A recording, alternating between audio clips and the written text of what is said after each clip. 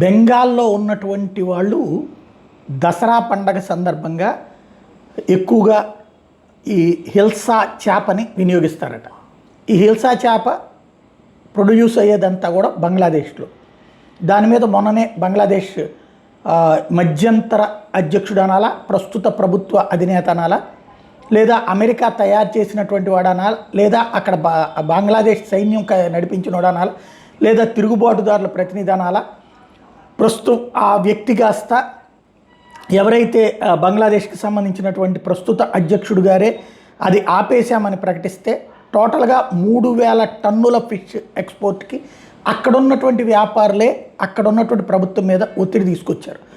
దీంతో ఇప్పుడు ఈ మొత్తం ఎగుమతికి అక్కడ ఉన్నటువంటి, ఎందుకంటే అక్కడ వాళ్ళకే నష్టం, దాని ఇంపాక్ట్ ఇక్కడ మనకేమో సెంటిమెంటో అక్కడేమో ఆర్థిక పరిస్థితి. దాంతో ఎక్స్పోర్ట్కి బ్యాన్ని లిఫ్ట్ చేస్తూ 3000 కిలోల సంబంధించినటువంటి చేపల్ని ఇండియాకి ఎక్స్పోర్ట్ చేస్తున్నాడు.